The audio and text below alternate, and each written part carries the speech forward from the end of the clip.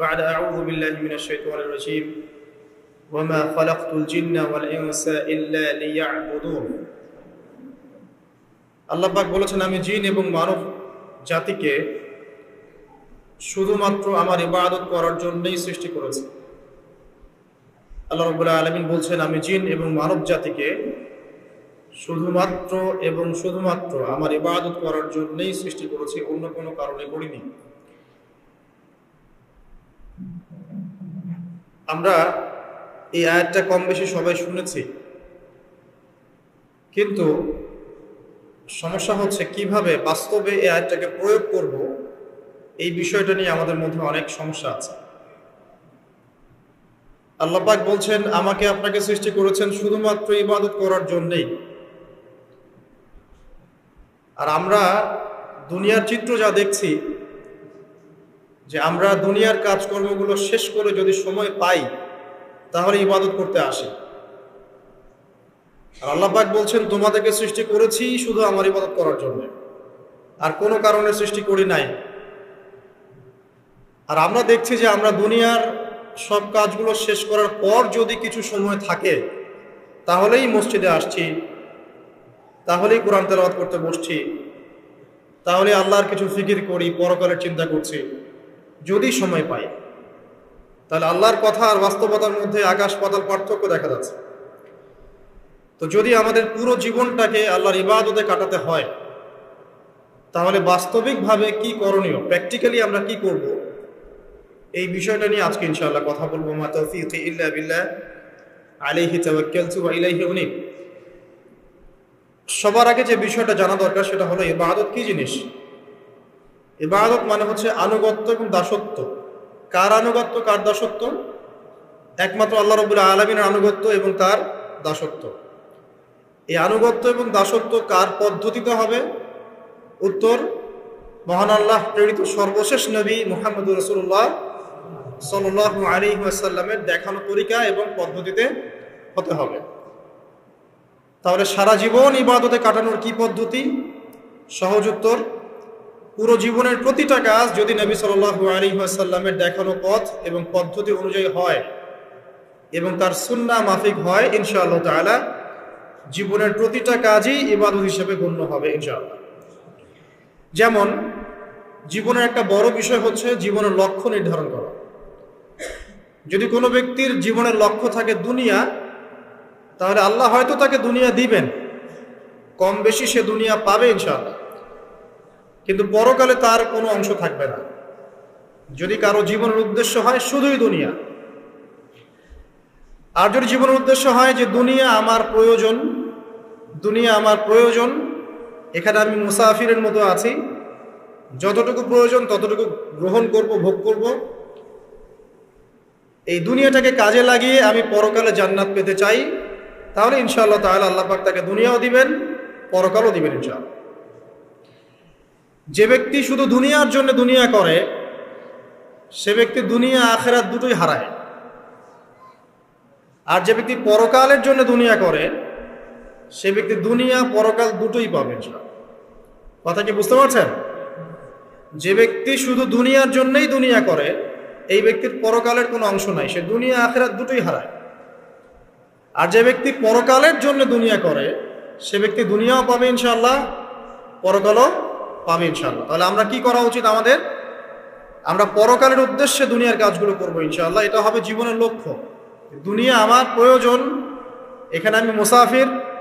দুনিয়াতে আল্লাহ পাক নির্দিষ্ট সময় দিয়েছেন, কারো 20, 30, 40, 50 বা 100 বছর হায়াত আছে। এই সময়টুকুর মধ্যে নবী মুহাম্মদ সাল্লাল্লাহু আলাইহি ওয়াসাল্লামের অনুকরণ এবং তার সুন্নাহ মাফিক জীবনযাপন করার মধ্য দিয়ে পরকালে আল্লাহর রেজামন্দি এবং সন্তুষ্টি অর্জন করা, এই হলো জীবনের লক্ষ্য এবং উদ্দেশ্য। এখন জীবনে চলার পথে থাকবে পড়াশোনার ব্যাপার। তাহলে কেউ যদি জীবনে, এই দুনিয়ার জীবনে পড়াশোনা করে, লেখাপড়া করে এই উদ্দেশ্যে যে সে জ্ঞান অর্জন করে আল্লাহকে চিনবে, রাসূলকে চিনবে, আল্লাহর দ্বীনকে চিনবে, এই দ্বীনের জ্ঞান অর্জন করবে, আমল করবে, প্রচার ঘটাবে, দ্বীন প্রতিষ্ঠায় কাজ করবে, ইনশাআল্লাহ তার ওই দ্বীনের জ্ঞান অর্জন করা বা দুনিয়ার ইলম অর্জন করাটাও কি হবে? ইবাদত। ওয়া মা খালাকতুল জিন্না ওয়াল ইনসা ইল্লা লিয়াবুদুন। আবার এই দুনিয়াতে আমাদেরকে ব্যবসা বাণিজ্য করতে হয়, ব্যবসা করতে হয়, কৃষিকাজ করতে হয়, চাকরি বাকরি করতে হয়, সরকারি চাকরি করতে হয়, সরকারি বিভিন্ন দায়িত্ব পালন করতে হয়, বেসরকারি ক্ষেত্রে কাজ করতে হয়, প্রশাসনিক ক্ষেত্রে কাজ করতে হয়। আমাদের অনেক ধরনের কাজের সেক্টর আছে। এই প্রতিটা কাজের সেক্টর যদি এই উদ্দেশ্যে মানুষ করে যে এর উদ্দেশ্য হচ্ছে দুনিয়াতে আমি একটা স্ট্যাটাস চাই, একটা সম্মান চাই, একটা বাড়ি চাই, একটা গাড়ি চাই, একটা সুন্দরী নারী চাই, তাহলে তার এই পুরো কাজ পরকালের স্বার্থে হবে না।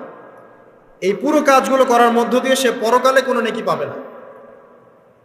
কিন্তু আমরা ব্যবসায়ী করি আর কৃষিকাজই করি আর সরকারি চাকরি করি বা বেসরকারি চাকরি করি, যাই করি, এগুলোর উদ্দেশ্য যদি হয় পরকাল অর্জন করা, এগুলোর মধ্য দিয়ে আল্লাহর সন্তুষ্টি অর্জন করা, এবং আমরা আমাদের কাজে সৎ থাকি, অনেস্ট থাকি, আশা করা যায় ইনশাআল্লাহ দুনিয়ার এই কাজগুলো ইবাদত হিসেবে গণ্য হবে ইনশাআল্লাহ। তাহলে জীবনের প্রতিটা ক্ষেত্রে ইবাদত করা সম্ভব।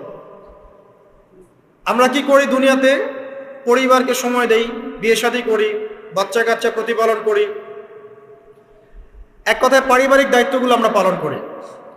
যদি পৃথিবীতে আমরা শুধু দুনিয়ার ভোগবিলাসের কারণে বিয়ে শাদী করি, বাচ্চা কাচ্চা নেই, জাস্ট দুনিয়ার জিনাত, অনলি দুনিয়ার জিনাত, এইসব কারণে যদি আমরা করি, তাহলে আপনার দুনিয়ার কাজগুলো দুনিয়া হিসেবেই গণ্য হবে, এটা পরকালের স্বার্থে গণ্য হবে না।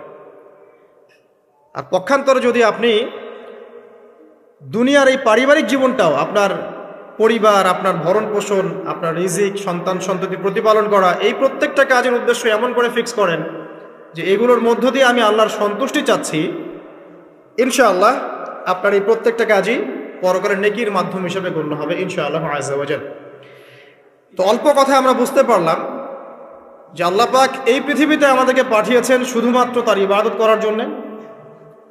আর দুনিয়ার প্রত্যেকটা কাজ তখনই ইবাদত হিসেবে গণ্য হবে যখন কাজগুলো নবী সাল্লাল্লাহু আলাইহি ওয়াসাল্লামের সুন্নাহ মাফিক হবে এবং আমাদের নিয়াত ঠিক থাকবে। নিয়াতটা হবে দুনিয়ার উদ্দেশ্যে নয়, আল্লাহর সন্তুষ্টি আর পরকালের স্বার্থে আমি দুনিয়ার কাজগুলো করছি। আমার কথা কি বুঝতে পারছেন? এই উদ্দেশ্যে যদি আমরা দুনিয়ার কাজগুলো করি, ইনশাআল্লাহ প্রতিটা কাজই কি হবে? ইবাদত হিসেবে গণ্য হবে। এগুলো হচ্ছে তাত্ত্বিক কথা। এখন প্র্যাকটিক্যাল কথায় আসেন যে কিভাবে আমরা আমাদের জীবনটাকে আল্লাহ পাকের রেজামন্দিতে সন্তুষ্টির অর্জনের মাধ্যম হিসেবে ব্যয় করব। কিভাবে সম্ভব? আমরা তো তাত্ত্বিক অনেক কথাই বলছি যে করতে হবে করতে হবে, কিভাবে করব, প্র্যাকটিক্যালি কিভাবে করব। একটা বিষয় আমাদের জানা উচিত যে জুমার দিনে এই যে খুতবা চলছে, এই খুতবা চলাকালীন সময়ে আল্লাহ পাক দোয়া কবুল করেন। তাই মনের মধ্যে দোয়া করতে থাকবেন, মনে মনে দোয়া করতে থাকবেন ইনশাআল্লাহ। যদি আপনার রিজিক হালাল হয়, আকীদায় শিরক না থাকে, আমলে বেদাত না থাকে, ইনশাআল্লাহ আপনার দোয়া এখন কবুল হয়ে যাবে ইনশাআল্লাহ। অতএব সময়টাকে কাজে লাগান।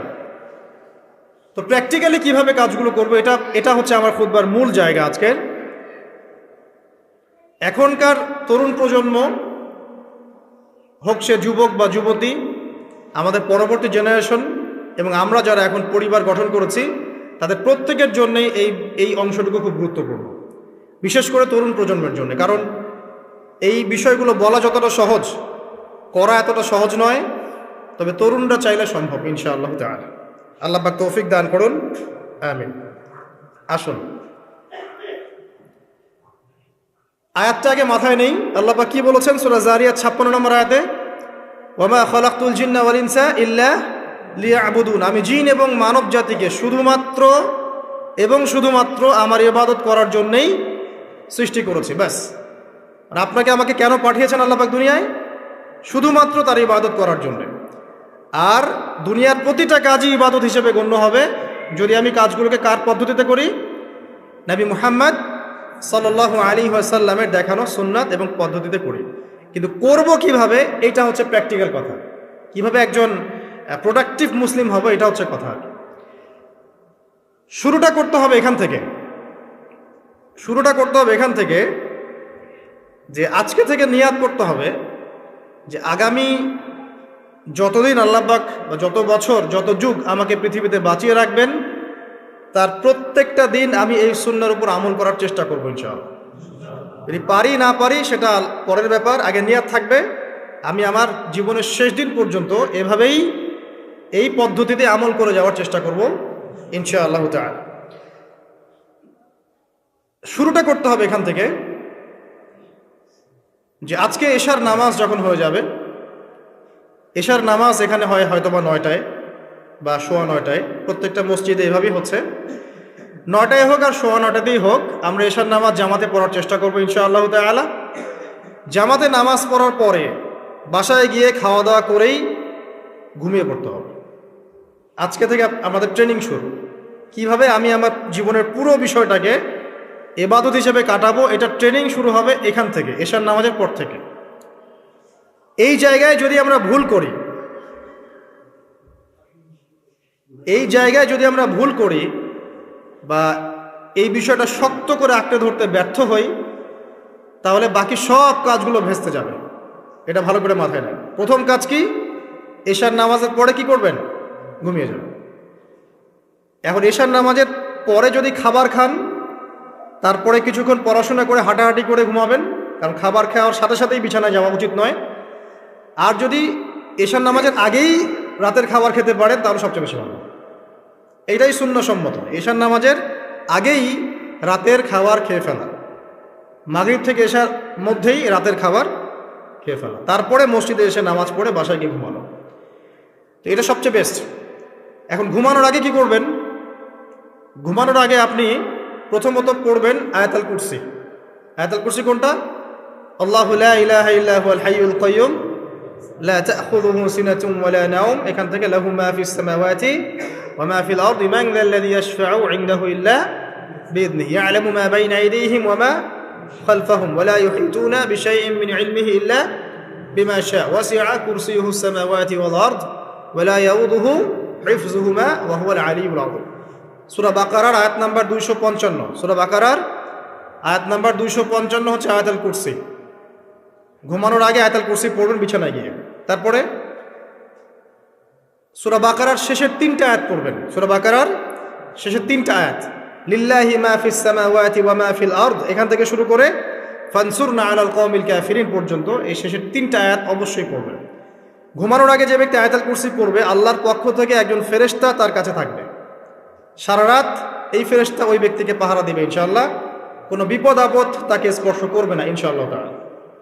রাতের বেলা অনেক বিপদ হতে পারে, চুরি হতে পারে, ডাকাতি হতে পারে, তারপরে আপনার দুষ্ট জিন শয়তান উৎপাত করতে পারে, এছাড়া আপনার জাদুবিদ্যার কাজ হয় রাত্রেবেলা, মানুষ এগুলো করতে পারে, কুফরি কালাম করতে পারে, ক্ষতিকর প্রাণী আপনাকে কামড় দিতে পারে, অনেক কিছু হতে পারে। আপনি তো ঘুমের মধ্যে আছেন, আপনি জানেন না কি হচ্ছে। অতএব আয়াতুল কুরসি পড়বেন, ইনশাআল্লাহ আল্লাহ পাক আপনাকে হেফাজত করবে ইনশাআল্লাহ। আর সূরা বাকারার শেষের 3টা আয়াত কেন পড়বেন? কারণ নবী সাল্লাল্লাহু আলাইহি ওয়াসাল্লাম বলেছেন, রাতের বেলা সূরা বাকারার 3টা আয়াত যে ব্যক্তি পড়বে, সারা রাত যদি আপনি নফল নামাজ পড়তেন যে নেকি হতো, এই 3 আয়াত পড়ার মাধ্যমে সেই নেকি হয়ে যাবে ইনশাআল্লাহ। ঠিক আছে? সারা রাত ধরে নফল নামাজ পড়া কি কষ্টকর না? এটা সবচেয়ে সহজ হচ্ছে আপনার সূরা বাকারার শেষের 3টা আয়াত পড়বেন, ঘুমিয়ে যাবেন ইনশাআল্লাহ, সারা রাতের নেকি আপনার আমলনামায় লেখা হবে। এগুলো শুধু বললেই হবে না আর শুনলেই হবে না, আমল করতে হবে কবে থেকে? ইনশাআল্লাহ আজকে থেকে। আল্লাহ পাক সবাইকে আমল করার তৌফিক দান করুন, আমিন। এরপর কি করবেন? এরপর 3 কুল পড়বেন। কয় কুল? 3 কুল। কোনটাকে 3 কুল বলে? বিসমিল্লাহির রহমানির রহিম, কুল হুয়াল্লাহু আহাদ এটা একটা, কুল আউযু বিরাব্বিল ফালাক এটা একটা, কুল আউযু বিরাব্বিন নাস এটা একটা। এই 3টা সূরা কার মুখস্থ নাই? এমন কেউ কি আছে যে এই 3টা সূরা মুখস্থ নাই? আছে? যদি থাকে তার গলায় দড়ি দেওয়া উচিত। যদি এমন কেউ থেকে থাকে মুসলিম সমাজে যার এই 3 কুল মুখস্থ নাই, তার গলায় দড়ি দেওয়া উচিত, লজ্জায়। আত্মহত্যা করতে উৎসাহিত করছি না। ও যে পরীক্ষার রেজাল্ট খারাপ হলে আত্মহত্যা করে না, দেখেন না? তারও আগে তো তোমার লটকানো উচিত ছিল এই জন্য যে তুমি 3 কুলই পড়তে পারো না। মুসলিম সমাজে বড় হয়ে মুসলিম পরিবারে জন্মগ্রহণ করে 3 কুল যে পড়তে পারে না, তার কি দরকার আছে বেঁচে থাকার? কি, কোন মুখ নিয়ে আল্লাহর সামনে দাঁড়াবেন? কোন মুখ নিয়ে নবী সাল্লাল্লাহু আলাইহি ওয়াসাল্লামের সামনে যাবে? ইয়া রাসূলুল্লাহ, আপনার উপরে পুরো 30 পারা কোরআন নাযিল হয়েছিল, আমি 3 কুলি মুখস্থ করতে পারি নাই, আমার জন্য সুপারিশ করেন। এই কথা কোন মুখ নিয়ে বলতে যাবে? তবে কোরআন একটা কিতাব, আলহামদুলিল্লাহ। একজন হিরোইন খোরও দেখবেন সূরা ফাতিহা পড়তে পারে, তাই না? একজন হিরোইন খোরকেও দেখবেন সূরা ফাতিহা বলতে পারে, কোরআনের মুজিজা। সবার মনের মধ্যে আল্লাহ পাক কোরআন ঢুকিয়ে দিবেন, তবে চেষ্টা থাকতে হবে না, চেষ্টা করতে হবে। বাচ্চাদেরকে শেখান, বাচ্চাদেরকে লাড়ে লাপ্পা না শিখিয়ে বাচ্চাদেরকে ভালো কিছু শেখান। নাহলে এইসব সন্তানরা, এইসব যুবক যুবতীরা বড় হয়ে যে ফিল্ম স্টারদের পিছনে দৌড়াবে, পর্ন স্টারদের পিছনে দৌড়াবে। বিদেশ থেকে কোনো মেয়ে যদি বাংলাদেশে আসে নাচতে, এদেরকে দেখতে টিকিট কাটতে যাবে 12,000 15,000 টাকা দিয়ে। সুসন্তান মানুষ করে যান, কুলাঙ্গার প্রজন্ম জন্ম দিয়ে কি দরকার? এর চেয়ে বাচ্চা নেওয়ারই দরকার নাই। যদি বাচ্চা কাচ্চা এভাবেই মানুষ করবেন তাহলে নেয়ারই দরকার নাই ভাই। বন্ধা থাকেন, বিয়েই করার দরকার নাই আপনার। বাচ্চা তো মানুষ করতে পারছেন না। আল্লাহ পাক আমাদেরকে বোঝার তৌফিক দান। 3 কুল পড়ে ঘুমাবেন। 3 কুলের মধ্যে একটা সূরা ইখলাস, একটা সূরা ফালাক, একটা সূরা নাস। কি হবে এটা পড়লে? নবী সাল্লাল্লাহু আলাইহি ওয়াসাল্লাম বলছেন দৃশ্য বা অদৃশ্য, মানে যা দেখা যায় যা দেখা যায় না, এই দৃশ্য অদৃশ্যের জগতের কোনো ক্ষতি তাকে স্পর্শ করবে না। প্রোটেকশন, আল্লাহর পক্ষ থেকে প্রোটেকশন। আর এটা যখন রাতে পড়বেন তখন এভাবে পড়বেন, একবার সূরা ইখলাস, কুল হুয়াল্লাহু আহাদ, তারপর সূরা ফালাক, কুল আউযু বিরাব্বিল ফালাক, তারপর সূরা নাস, কুল আউযু বিরাব্বিন নাস পড়ে 2 হাত একত্রিত করে ফু দিবেন, দিয়ে মাথা থেকে নিয়ে এভাবে পুরো মাথা থেকে নিয়ে পুরো বডি এভাবে মাসাহ করবেন, এভাবে। ঠিক আছে? এটা 3 বার করবেন, একবার না। একবার করবেন, আরেকবার 3 বার। এরপরে পড়বেন সূরা কাফিরুন। কোন সূরা? কুল ইয়া আইয়ুহাল কাফিরুন লা আ'বুদু মা তা'বুদুন। এই সূরাটা পড়বেন লাকুম দীনুকুম ওয়ালিয়া দীন পর্যন্ত। কি হবে? আল্লাহর রাসূল সাল্লাল্লাহু আলাইহি ওয়াসাল্লাম বলছেন যে রাতের বেলা ঘুমানোর আগে কেউ যদি সূরা কাফিরুন তেলাওয়াত করে ঘুমিয়ে যায়, আল্লাহ পাক ওই ব্যক্তিকে শিরকের পাপ থেকে মুক্ত রাখবেন ইনশাআল্লাহ। আমি অনেক লেকচারে বলেছি, আবার বলছি যে যত মানুষ জাহান্নামে যাবে, হাজারে যে 999 জন মানুষই জাহান্নামে যাবে, তাদের আমলনামার মূল পাপটা হচ্ছে শিরক। কথা বুঝতে পারছেন? এই যে হাজারে যে পুরো 99% মানুষ জাহান্নামে যাচ্ছে, এটা তো হাদিস। তার মধ্যে যারা জাহান্নামে যাবে তাদের আমলনামায় সবচেয়ে কমন যে পাপটা থাকবে সেটা হলো কি? শিরকের পাপ। কারণ শিরক ছাড়া আল্লাহ পাক যে কোনো পাপ তওবা করলেই যাকে ইচ্ছা মাফ করে দিতে পারে। শিরকরত অবস্থায় কোনো মানুষ যদি মারা যায় তাহলে সে ব্যক্তি জাহান্নামে যাবে, এটাই চূড়ান্ত। ইল্লা মাশাআল্লাহ। তো সূরা কাফিরুন যদি আপনি তেলাওয়াত করেন, আল্লাহ পাক আপনাকে শিরক থেকে বাঁচাবেন। শিরক সম্পর্কে বিস্তারিত জানার জন্য আপনি পড়েন কিতাবুত তাওহীদ। কোন বই? কিতাবুত তাওহীদ। এই বইটাকে পড়েন, দেখবেন এখানে শিরকের সমস্ত বিষয়গুলো লেখা আছে। কোন কোন কাজ করলে শিরক হয়, কোন কোন কথা বললে শিরক হয়, কি চিন্তা করলে শিরক হয়। মনে রাখেন, এই যুগে সবচেয়ে বেশি যে পাপে মানুষ ডুবে আছে এটা হলো শিরকের পাপ। শুধু শিরক নিয়ে আমি আলাদা লেকচার দিব ইনশাআল্লাহ, কারণ এখন শিরকের আলোচনা শুরু করলে আর প্রোডাক্টিভ মুসলিম আলোচনা করতে পারবো। এটা এত ডিটেলস একটা সাবজেক্ট। মনে রাখবেন, শিরক চিন্তায় হয়, কথায় হয় এবং কাজে হয়। এই 3 শ্রেণীর শিরকের বিস্তারিত বিবরণ দেওয়া আছে কিতাবুত তাওহীদ নামক একটা বই, বাজারে কিনতে পাওয়া যায়, পড়ে দেখবেন। আর কি? রাতের বেলা শোয়ার আগে পড়বেন 33 বার সুবহানাল্লাহ, 33 বার আলহামদুলিল্লাহ এবং 34 বার আল্লাহু আকবার। আল্লাহর পক্ষ থেকে আপনার শরীরে শক্তি আসবে। এটা যারা নিয়মিত আমল করে, আল্লাহর পক্ষ থেকে তাদের শরীরে শক্তি আসে। হ্যাঁ, কারণ এইটা রাসূল সাল্লাল্লাহু আলাইহি ওয়াসাল্লাম কাকে শিখিয়ে দিয়েছেন? তার মেয়ে ফাতিমা রাদিয়াল্লাহু আনহাকে। ফাতিমা রাদিয়াল্লাহু আনহা এবং আলী রাদিয়াল্লাহু আনহু, তারা দুজন গিয়েছেন আল্লাহ রাসূলের দরবারে, গিয়ে বলেছেন আমাদেরকে একজন দাসী বা দাস দিন। বাসার অনেক কাজ আমরা করতে পারি না, লাগে না কাজের মানুষ। নবী সাল্লাল্লাহু আলাইহি ওয়াসাল্লাম বলছেন যে আমি কি তোমাদেরকে এমন কিছু শিখিয়ে দিব যেটা তোমাদের এই দাস দাসের অভাব পূরণ করে দিবে? প্রয়োজন হবে না, অবশ্যই শিখিয়ে দিন। তখন নবীজি শিখালেন সাল্লাল্লাহু আলাইহি ওয়াসাল্লাম যে ঘুমানোর আগে 33 বার সুবহানাল্লাহ পড়বে, 33 বার আলহামদুলিল্লাহ এবং 34 বার আল্লাহু আকবার। তোমাদের দাস দাসের প্রয়োজন হবে না ইনশাআল্লাহ। তো ব্যাখ্যায় অনেক ওলামায়ে কেরাম বলেছেন যে এটা নিয়মিত আমল করতে থাকলে রোগ ব্যাধি কম হয়, শরীরে শক্তি আসে, এনার্জি বাড়ে, আপনি নিজের কাজ নিজেই করতে পারবেন ইনশাআল্লাহ আযজা ওয়া জাল্লা। আসুন সামনে যাই। এরকম ঘুমানোর আরো বেশ কিছু আমল আছে, আমি অল্প কয়েকটা বললাম, এগুলোই করা শুরু করেন, আল্লাহ তৌফিক দান করুন। আর যদি পারেন ওযু করে ঘুমাতে পারলে আরো বেশি ভালো হয়। এবার আপনি ঘুমাচ্ছেন ডান কাত হয়ে, কি পড়বেন এই সময়? আল্লাহুম্মা বিইসমিকা আমুতু ওয়া আহইয়া। আলহামদুলিল্লাহ, দোয়া সবার মুখস্থ আছে। এবার ঘুমান। এই যে ঘুমাচ্ছেন আপনি 3 ঘন্টা বা 4.5 ঘন্টা বা 6 ঘন্টা, আপনার এই পুরো ঘুমটা হবে ইবাদত ইনশাআল্লাহ। এবং পবিত্র অবস্থায় ঘুমানোর অভ্যাস করতে থাকলে আল্লাহর পক্ষ থেকে আপনি সত্য স্বপ্ন দেখতে পারেন। এখনকার সায়েন্স এগুলা বিশ্বাস করে না, আর এই সায়েন্সকে নিয়ে আমার কোনো মাথা ব্যথাও নাই। কারণ এই আজকে একটা কথা বলে, কালকে একটা কথা বলে, ঠিক আছে? তো আল্লাহর পক্ষ থেকে আপনি সত্য স্বপ্ন দেখতে পারেন। ইউসুফ আলাইহিস সালাম জেলখানায় বন্দী, সূরা ইউসুফ পড়ে দেখেন। তখন কয়েদিদের মধ্যে 2 জন স্বপ্ন দেখেছে। একজন স্বপ্ন দেখছে তার মাথার উপরে রুটি, উপর থেকে পাখি এটা ঠোকরে কি করছে, খেয়ে নিয়ে চলে যাচ্ছে।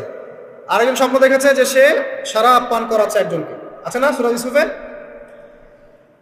তো ইউসুফ আলাইহিস সালাম বললেন যে যার মাথা থেকে পাখি ঠোকরায় খেয়ে নিচ্ছে খাবার, তাকে শুলদণ্ড দেয়া হবে। আর যে শরাব পান করাচ্ছে সে অতি শীঘ্রই মুক্ত হয়ে যাবে, জেল থেকে ছাড়া পেয়ে যাবে। কয়দিন পর তাই হলো। এই যে স্বপ্ন যারা দেখেছে এরা কি মুসলিম? এই স্বপ্ন যারা দেখেছে এরা কিন্তু মুসলিম না। ইউসুফ আলাইহিস সালাম মুসলিম, তিনি আল্লাহর নবী, তিনি স্বপ্নের ব্যাখ্যা করছেন, কিন্তু এখানে একজন অমুসলিমের স্বপ্ন সত্য হয়েছে। একজন অমুসলিমকে আল্লাহ পাক স্বপ্ন দেখাতে পারেন, দলিল আছে কোরআনে। সত্য স্বপ্ন বলে একটা বিষয় আছে, যেটার জন্য অবশ্যই আল্লাহর পক্ষ থেকে নূর দরকার, স্বচ্ছ একটা মন দরকার, কলবুল সালিম দরকার, বেশি বেশি আমল দরকার, হ্যাঁ, আধ্যাত্মিকত্ব দরকার, আল্লাহর মারিফত দরকার। তারপরে ইনশাআল্লাহ সত্য স্বপ্নের প্রশ্ন আসবে। সারাদিন টিভি দেখে, গান শুনে, সিরিয়াল দেখে, গালিগালাজ করে, গীবত তহমত করে, খোঁচাখুচি করে, চুলাচুলি করে, এদের সাথে সত্য স্বপ্নের কি স্বপ্ন? এদেরকে তো শয়তান স্বপ্ন দেখাবে। কথা বুঝতে পারছেন না? ফজরের নামাজের পরে নবী সাল্লাল্লাহু আলাইহি ওয়াসাল্লাম বসে থাকতেন, সাহাবীরা তাকে বলতেন কে কোন স্বপ্ন দেখেছে তিনি বলতেন, এবং তিনি স্বপ্নের ব্যাখ্যা ইন্টারপ্রিটেশন করতেন যে এটা এটা এটা এমন, এটা এমন। এমনকি এই যে আপনার উহুদের যুদ্ধের আগের রাতে অনেক সাহাবী স্বপ্ন দেখেছেন, এবং পরের দিন দেখবেন উহুদের দিনে অনেক সাহাবী শহীদ হয়েছে। তো যাই হোক, ওইদিকে আমি যাচ্ছি না। তো এই যে ঘুমটা আপনি ঘুমাচ্ছেন, ইনশাআল্লাহ আপনার ঘুমটা কি হচ্ছে? ইবাদত হচ্ছে না? আলহামদুলিল্লাহ। আলেম যারা, তাদের ঘুমও ইবাদত। যারা যে মুসলিম, মুমিন, মুত্তাকি, আলেম, তাদের ঘুমগুলো কি ইবাদত। এখন ঘুমান শেষ, ঘুমের মধ্যে যদি দুঃস্বপ্ন দেখেন, তাহলে আপনি বাম দিকে 3 বার থুতু ফেলবেন, ফেলে আউযু বিল্লাহি মিনাশ শাইতানির রাজিম পড়বেন, পরে পাশ পরিবর্তন করে আবার ঘুমাবেন। এটা হয় না ঘুমের মধ্যে অনেক সময়? অনেকের বোবা ধরে, শ্বাস নিতে পারে না। এগুলো এজন্যই হয় কারণ তারা ঘুমানোর আগে জিকির আজগারগুলো করে না। নিয়মিত করলে এগুলো সমস্যা ইনশাল্লাহ হবে না। আপনি নিজের ভালো নিজেই বোঝেন, হুজুরের কাছে দৌড়ানোর দরকার নাই এত বেশি।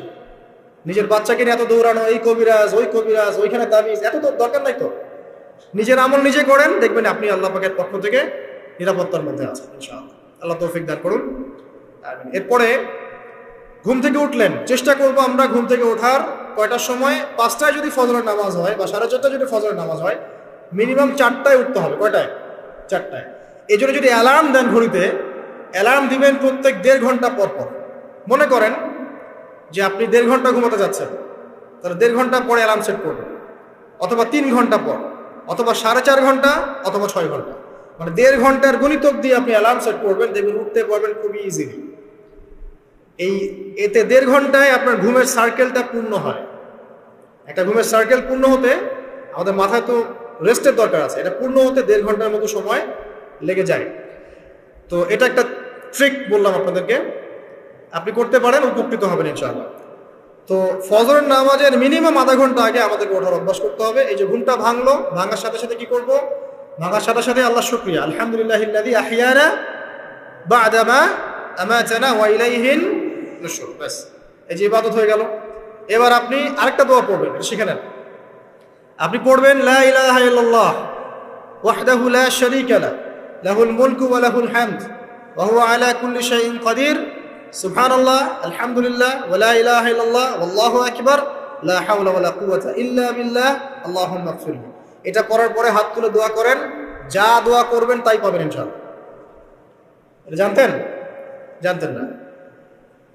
তো এই দোয়াটা হচ্ছে দোয়া কবুলের অস্ত্র। ঘুম থেকে ওঠার পর যদি এই দোয়াটা করে দোয়া করেন, ইনশাআল্লাহ দোয়া কবুল হয়ে যাবে ইনশাআল্লাহ। আমাদের জীবনে চাওয়া পাওয়ার কি অভাব আছে? প্রচুর চাওয়া পাওয়া। বৈধ চাওয়া পাওয়াগুলোকে পাওয়ার জন্য আল্লাহর সাথে সম্পর্ক করতে হয়, আর আল্লাহ পাকের সাথে সম্পর্কে কিছু ওসিলা মাধ্যম লাগে। এই দোয়াগুলো হলো মাধ্যম, আমলগুলো হচ্ছে মাধ্যম। তো আল্লাহ পাক যেমনটা বলেছেন, ফাযকুরুনি আযকুরকুম ওয়াশকুরুলি ওয়ালা তাকফুরুন, তোমরা আমাকে স্মরণ করো, আমিও তোমাদেরকে স্মরণ করি। আল্লাহ পাক তো এভাবে বলেছেন, যখন একজন মানুষ মনে মনে আমাকে ডাকে, আমিও মনে মনে ওকে স্মরণ করি। মনে করেন আপনি মনে মনে আল্লাহকে বলছেন, আল্লাহ আমি অসুস্থ, আমাকে শেফা দাও, বা আমার রিজিকের টেনশন আছে, আমার রিজিকের টেনশন দূর করে দাও, আল্লাহ আমাকে হেফাজত করো, আল্লাহ আমাকে দিনের জ্ঞান দাও, তোমার আনুগত্য করার তৌফিক দাও। যে মনে মনে আপনি আল্লাহকে ডাকছেন, নিঃসন্দেহে ওই মুহূর্তে আল্লাহ পাক আপনাকে স্মরণ করছে। সাত আসমান ভেদ করে আরশের উপর থেকে আল্লাহ পাক আপনাকে স্মরণ করছেন। আল্লাহ পাক বলছেন, যখন একজন মানুষ জনসমুখে আল্লাহকে স্মরণ করে, যেমন আমরা এখন করছি, জনসমুখে সবার সামনে আল্লাহর কথা আলোচনা করছি, আল্লাহ পাক বলছেন আমিও তখন এর চেয়ে অনেক উত্তম জনসমাবেশে ওই বান্দাদের কথা স্মরণ করি। এই মুহূর্তে আল্লাহ পাক আমাদের কথা স্মরণ করছেন। আমাদের কোনো ফিলিংস আছে? আল্লাহ আমাদের কথা স্মরণ করছেন, ওই যে যুবক ছেলে বসে বসে ফোন টিপছে, কোনো ফিলিংস আছে? মানে মনস্তাত্ত্বিকভাবে অন্তরে যখন নূর থাকে না, পাপ করতে করতে যখন অন্তরটা কলুষিত হয়ে যায়, কোনো ফিলিংস কাজ করে না। এক খুন করবে, কোনো ফিলিংস নাই। সুদ খাচ্ছে, কোনো ফিলিংস নাই। জেনা করছে ডেইলি, কোনো ফিলিংস নাই। দেখবেন ঘুষ নিচ্ছে, দুর্নীতি করছে, মানুষের সম্পদ আত্মসাৎ করছে, যারা পরিমাণ ফিলিংসও নাই যে আমি একটা পাপ করছি। কখন এরকম হয় জানেন? যখন এক কথায় যখন মানুষ পাপ করতে করতে করতে করতে, এই যে কলব বলে একটা কথা আছে, এই কলবের উপরে কালো কুৎসিত একটা মরিচা পড়ে যায়, তখন আর ফিলিংস কাজ করে না। তো ফিলিংস কাজ করানোর বুদ্ধি কি? দুইটা বুদ্ধি আছে। এক, বেশি বেশি কোরআন তেলাওয়াত করা, তাহলে অন্তরের মরিচা দূর হয়ে যাবে ইনশাআল্লাহ। আর দুই হচ্ছে বেশি বেশি মৃত্যুর কথা স্মরণ করা, তাহলে মনের মধ্যে যে কালিমাগুলো আছে আস্তে আস্তে দূর হবে ইনশাআল্লাহ। যে টেবিলের তল দিয়ে ঘুষ নিচ্ছে, ও স্মরণ করে মৌতের কথা। যে মেয়েটা বোরখা পরে যে ডেটিং করে বেড়াচ্ছে, জেনা করে বেড়াচ্ছে, ও কি মৃত্যুর কথা স্মরণ করে? যে ছেলেটা এখনকার যুব সমাজের বেশিরভাগই মাদকের সাথে সম্পৃক্ত, গার্লফ্রেন্ড বয়ফ্রেন্ড অ্যাফেয়ার্সে আছে, হ্যাঁ, টিকটক প্রজন্ম, আড্ডাবাজি করে সময় কাটায়, গুন্ডামি করে, মাস্তানি করে, এর মৌতের কোনো ফিকির আছে? একজনকে বড় দায়িত্ব দেওয়া হয়েছে, সবার সম্পদ লুটপাট করে খাচ্ছে, এর মৌতের ফিকির আছে নাকি? এর মধ্যে ফেরাউনি চেতনা এসেছে, আনা রব্বুকুমুল আলা, আমি মহান রব, আমি তোমাদের মহান রব। ওদের মধ্যে ওই চেতনা কাজ করছে যে সূরা মুমিনুনে যেটা বলা আছে, যে আমরা এখানেই জন্ম নেই, এখানেই মারা যাই, আমরা পুনরুত্থিত হব। ইন হিয়া ইল্লা হায়াতুনা দুনিয়া নামুতু ওয়া নাহইয়া ওয়া মা নাহনু বিমাবউসিন, আমরা এই দুনিয়াতেই বাঁচি, দুনিয়াতেই মরি, আমাদের কোনো পুনরুত্থানের কিছু নাই। এদের চেতনা এমন। কে ফিকির করে মত? অথচ আপনি দেখছেন যে প্রতিনিয়তই কোনো কারণ ছাড়াই মানুষ নাই, কোনো কারণ লাগে না। এখন তো কারণ ব্যাখ্যা করতে আমরা পছন্দ করি, এই কারণে ওইটা হয়েছে, ওই কারণে এটা হয়েছে। এটাকে বলে কার্যকারণ তত্ত্ব। দর্শনের ভাষায় কি বলে? কার্যকারণ তত্ত্ব। এটা আপনারা ফিলোসফি পড়লে বুঝবেন। আর প্রত্যেকটা কাজের পিছনে একটা কারণ থাকে, আমরা কারণটা সার্চ করি বেশি। এখন কারণ ছাড়াই মানুষ ডেড। এই যে যাচ্ছে, উপরে একটা সুন্দর করে বড় একটা পাথর ঝুলছে, সব পাস হয়ে যাচ্ছে ওখান থেকে। মানে রাস্তায় কাজ চলছে, উপরে আবার এটা ঝুলছেও, আর মানুষ আবার অন্য দিয়ে যাতায়াত করছে। তো যারা রাখছে ওদের ইন্টেলেকচুয়াল অবস্থা চিন্তা করেন, আর যারা আমরা তল দিয়ে যাচ্ছি তারও অবস্থা চিন্তা করেন। বুদ্ধিভিত্তিকভাবে আমরা কোন জায়গায় চিন্তা করেন? মানে মানুষ বিজি রোড দিয়ে যাচ্ছে, ওখানেই কাজ হচ্ছে, আবার যেখানে কাজ হচ্ছে দেখছি সেখানে আমরাও আবার তল দিয়ে যাচ্ছি। সবাই পাস হয়ে গেল, যাদের তাকদিরে লেখা ছিল মৌত, একদম মুহূর্তের মধ্যে শেষ। কি কারণ ব্যাখ্যা করবেন? কোনো সায়েন্স দিয়ে ব্যাখ্যা করতে পারবেন? পারবেন না। ওই ময়মনসিংহে ওই যে মহিলারা যাচ্ছে, ট্রাক মেরে দিয়ে চলে গেল, মহিলার পেট থেকে বাচ্চা পেট ফেটে বাচ্চা বের হয়ে গেল, বাচ্চা জীবিত, মা ডেড। সায়েন্স দিয়ে ব্যাখ্যা করতে পারবেন? এটাই তাকদির। একেই বলে তাকদির, যেটাকে সায়েন্স দিয়ে ব্যাখ্যা করা যায় না, বিজ্ঞান দিয়ে ব্যাখ্যা করা যায় না। এরকম ঘটনা কত ঘটছে অহরহ। দুজন বসে আছে, হাজব্যান্ড ওয়াইফ, হাজব্যান্ড হাজব্যান্ডের যাওয়ার কথা, হাজব্যান্ড ওয়াইফের গাড়িতে বসছে আর ওয়াইফ হাজব্যান্ডের গাড়ি ড্রাইভ করছে। আর এই হাজব্যান্ডের দুশ্মন যে ছিল সে টার্গেট করেছিল যে ওই লোকটাকে গুলি করে মারবে রাস্তায়। যেহেতু ওয়াইফ হাজব্যান্ডের গাড়ি ড্রাইভ করছে রাস্তায়, ওয়াইফ ডেড, হাজব্যান্ড জীবিত। তাকদির। তো তাকদিরকে কি আপনি এই ভাগ্যটা কি আপনি সায়েন্স দিয়ে ব্যাখ্যা করতে পারবেন? সম্ভব? অহরহ এরকম মৌতের ঘটনা ঘটছে। তারপরেও দেখবেন যুবকদের এই বিলাসিতা, এই মানে আড্ডাবাজি, মেয়েদের পিছনে ঘোরা, এই যে মাদক সেবন করা, টিকটক করা, বুদ্ধি প্রতিবন্ধী প্রজন্মের মতো, এগুলো থামছে না। কোনো শিক্ষাই তারা নিতে যাচ্ছে। বয়স হয়ে গেছে, অনেক বয়স, দেখবেন ওই যে চায়ের দোকানে বসে ক্যারাম খেলছে। বুড়া মানুষ, তার হায়াতের কতদিন বাকি আছে আল্লাহ ভালো জানেন। দেখবেন দিব্যি কোনো টেনশনই নাই, ক্যারাম বোর্ড খেলছে, লুডু খেলছে। দেখেন আর যে আপনাদের গ্রামাঞ্চলে যে চায়ের স্টলগুলো আছে, দেখবেন ওই যে টিভি ছেড়ে রেখে দিবে, ঘন্টার পর ঘন্টা টিভি চলছে, মানুষ চা খাবে 1 কাপ আর টিভি দেখবে 5 ঘন্টা। ওর যে হায়াতের কোনো মূল্যই তার কাছে না। আল্লাহ পাক তাকে একটা সময় দিয়ে পাঠিয়েছেন, কোনো ফিলিংসই নেই। অথচ মানুষ প্রতিদিন, দিনে রাতে, প্রত্যেক দিন মানুষ অহরহ মারা যাচ্ছে। যাদের ভিতরে মৌতের চিন্তা আছে তারা কিন্তু পাপ কম করলেও ফিরে আসে আল্লাহর দিকে, কারণ তাদের প্রতি মৌতের ফিকির আছে। আর যাদের মৃত্যুর কোনো চিন্তা নাই, তারা এই রাজনীতি বলেন, অর্থনীতি বলেন, সমাজনীতি বলেন, আর এই পরিবার আর ধর্ম বলেন, সমস্ত ক্ষেত্রে পাপ করে বেড়াবে, কোনো ফিকির নেই। আল্লাহ পাক আমাদেরকে মৌতের ফিকির করার তৌফিক দান করুন এবং পরকালের জীবনটাকে আসল জেনে দুনিয়ার কাজগুলো করার তৌফিক আল্লাহ পাক দান করুন।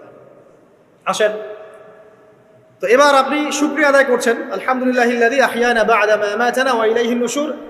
আধা ঘন্টা আগে ঘুম থেকে উঠেছেন, এখন কি করবেন? বাথরুমে যাচ্ছেন। এই বাথরুম করাটাকে দুনিয়াবি কাজ না? এই কাজটা ইবাদত হবে যদি আমি ঢোকার সময় বাম পা দিয়ে ঢুকি আর বলি, কি বলি? আল্লাহুম্মা ইন্নী আউযু বিকা মিনাল খুবসি ওয়াল খাবাইস। এখন বাথরুম করতে আপনার 10 মিনিট লাগুক আর 15 মিনিট লাগুক আর 5 মিনিট লাগুক, এই পুরো সময়টা নেকি পাবেন। সুবহানাল্লাহ। আর কি চাই? বের হব, এখন বের হওয়ার সময় কি বলবো? উফরানাকা, নেকি পাচ্ছে। একটা দোয়া আছে, আলহামদুলিল্লাহিল্লাযী আযহাবা আনিল আযান ওয়া আফানি উফরানাকা। এবার আপনি ওযু করবেন। ওযুটা ধীর স্থিরভাবে করবেন, তাড়াহুড়া করবেন না। ওযুর প্রত্যেকটা অঙ্গ প্রত্যঙ্গ 3 বার করে ধোয়ার চেষ্টা করবেন। শুধু মাথা মাসে হবে কয়বার? 1। ওযু করার পরে আপনি হাত তুলে আল্লাহর কাছে দোয়া করুন। ওই সময়টা কখন? রাত 4টা থেকে 4:30 বাজে, তাই না? তার মানে আল্লাহ রাব্বুল আলামিন এখন প্রথম আসমানে আছেন।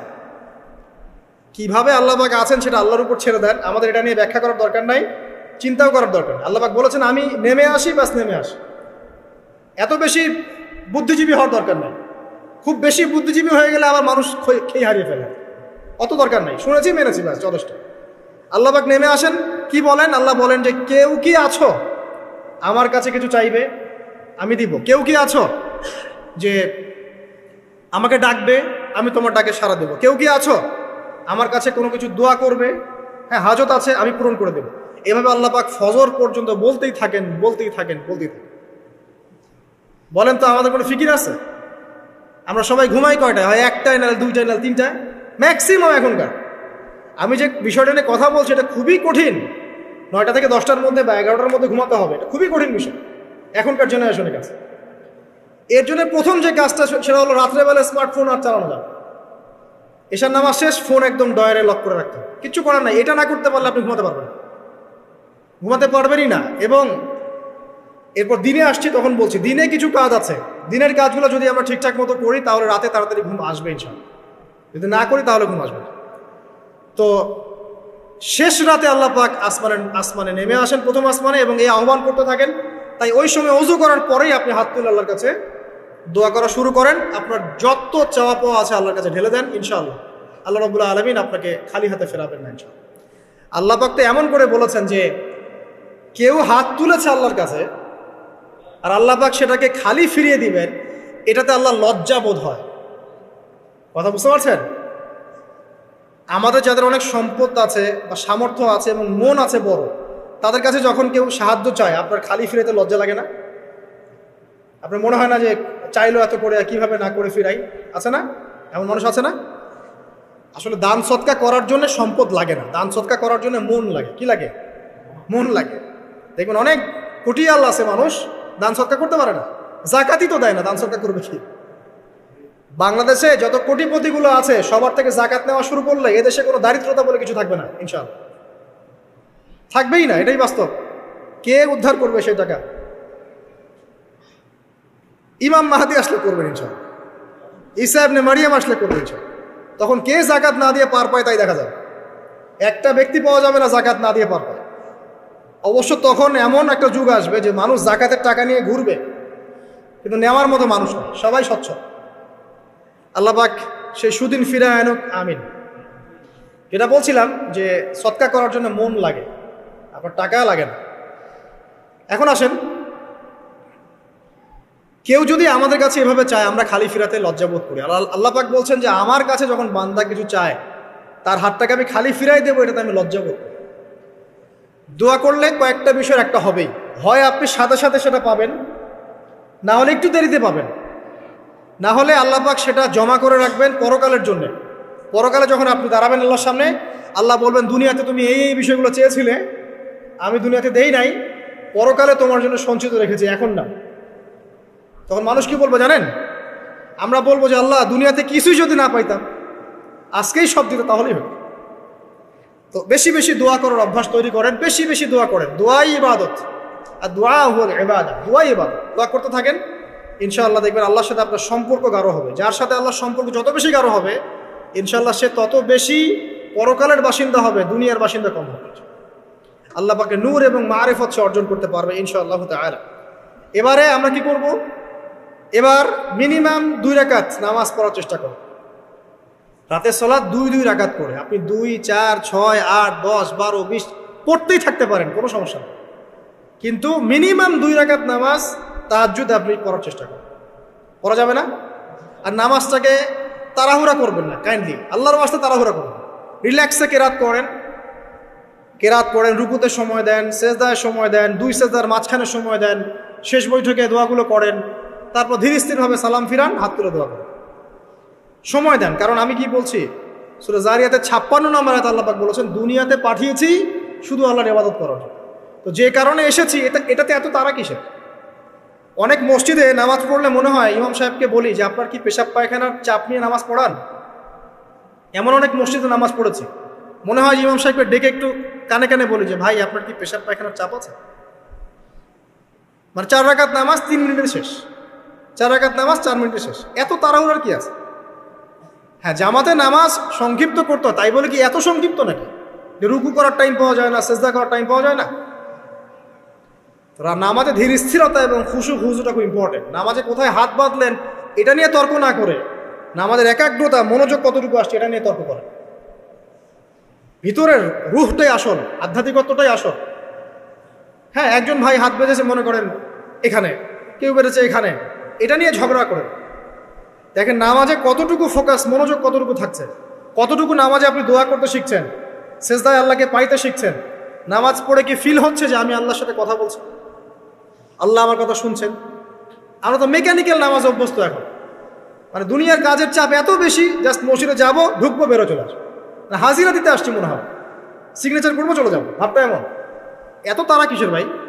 ওয়া খালাকতুল জিন্না ওয়াল ইনসা ইল্লা লিয়াবুদুন, শুধু ইবাদত করার জন্যই সৃষ্টি করেছে তোমাদেরকে। তো মসজিদে তো তাড়াহুড়া কেন? রিল্যাক্স থাকেন, মসজিদে রিল্যাক্সে নামাজ পড়েন, সময় নেন। ফজরের নামাজ পড়ার আগে আপনি বাসার থেকে 2 রাকাত সুন্নত পড়ে আসতে পারেন, এটা আরেকটা ভালো আমল। কারণ নবী সাল্লাল্লাহু আলাইহি ওয়াসাল্লাম সুন্নত নামাজগুলো কি করতেন? বাসায় পড়তেন। এতে বাসার মধ্যে বরকত হবে, শয়তান দূর হয়ে যাবে। এই যে তাহাজ্জুদ আপনি 2, 4, 8, 10 যত পারেন পড়েন, মিনিমাম 2 রাকাত পড়েন, ধীর স্থিরভাবে পড়েন।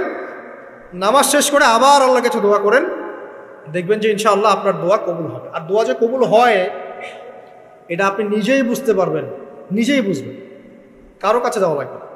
এবার ফজরের সালাতের সময় হয়ে গেল, আজান হচ্ছে, আজানের জবাব দিয়ে ব্যাস হেঁটে হেঁটে মসজিদ, প্রত্যেক পদক্ষেপ হেঁটে যাব আর দোয়া করব।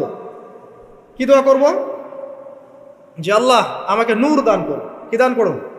আল্লাহুম্মা ইজআল ফি কলবি নূরা ওয়া ফি লিসানি নূরা ওয়া ফি সামঈ নূরা ওয়া ফি বাসরি নূরা ওয়া আন ইয়ামিনি নূরান ওয়া আন শিমালি নূরান ওয়া মিন ফাওকি নূরা ওয়া মিন তাহতি নূরা। আল্লাহুম্মা ইজআল ফি নাফসি নূরা মানে এর অর্থ হচ্ছে আল্লাহ আপনি আমার ডানে বামে সামনে পিছনে শরীরে আত্মায় দেহে সবখানে আল্লাহ আপনার নূর দান করুন।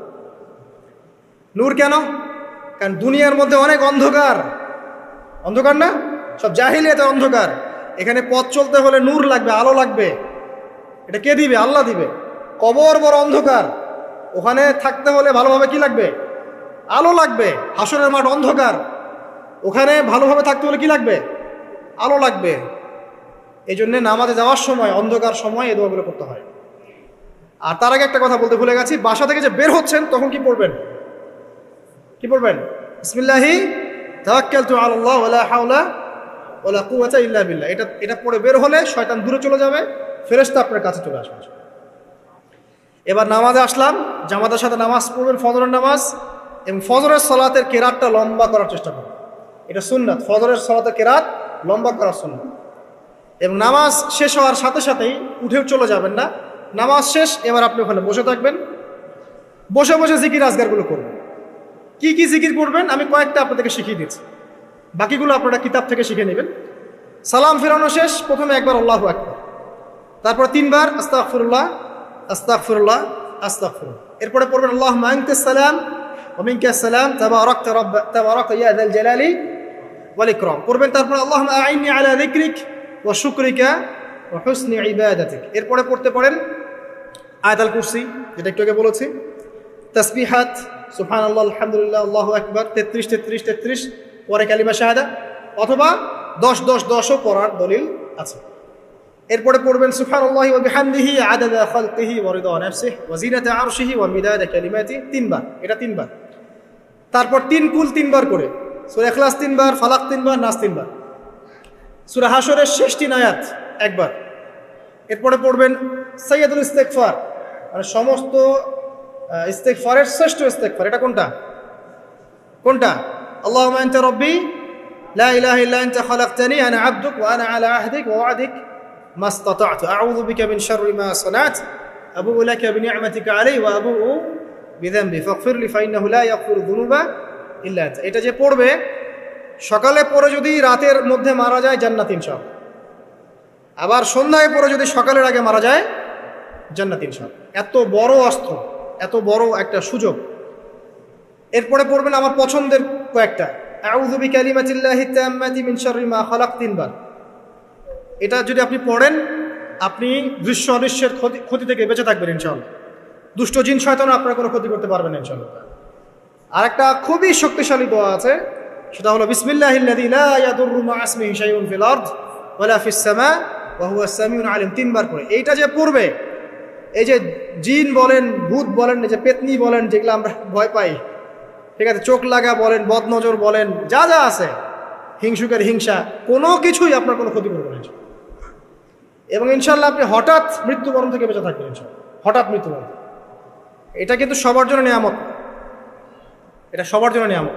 তারপরে আসেন, এরপর পড়বেন 10 বার লা ইলাহা ইল্লাল্লাহ ওয়াহদাহু লা শারীকা লাহু লাহুল মুলকু ওয়া লাহুল হামদ ওয়া হুয়া আলা কুল্লি শাইইন কাদির। এটা 10 বার পড়লেও হবে।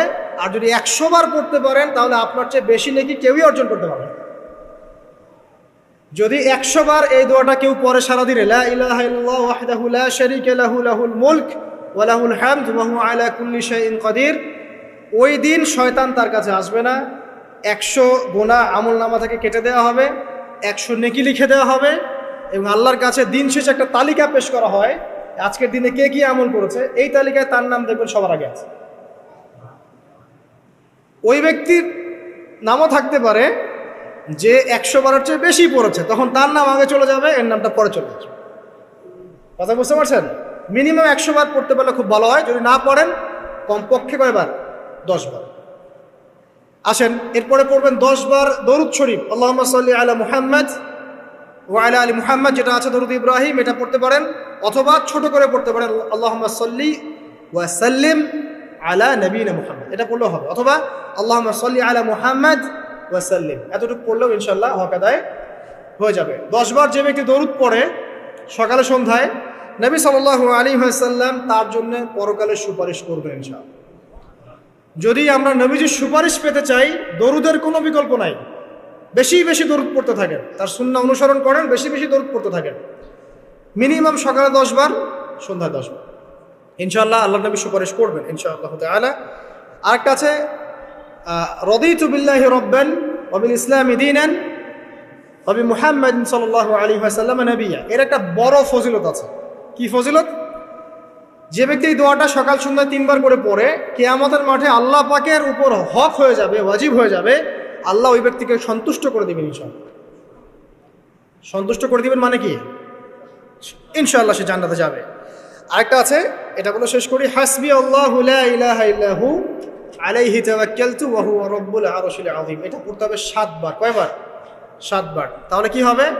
আপনার দুনিয়া আখিরাতের যে চাওয়া পাওয়াগুলো আছে, এর জন্য আল্লাহ পাকই আপনার জন্য যথেষ্ট হয়ে যাবে, কাউকে লাগবে। এইগুলা ফরজ নামাজ, মানে ফজরের নামাজ জামাতে পড়ার পরে বসে বসে এইগুলো করতে থাকবেন। যদি দোয়া আগে করা হয়, নামাজে মোনাজাত যেটা হচ্ছে আমাদের সমাজে, এটা যদি আগে করে ফেলা হয়, তাহলে দোয়ার পরে বসে থাকবেন, বসে বসে এগুলো করতে থাকবেন। যদি পারেন ইশরাকের নামাজটা পড়ে মসজিদ থেকে বের হতে পারেন।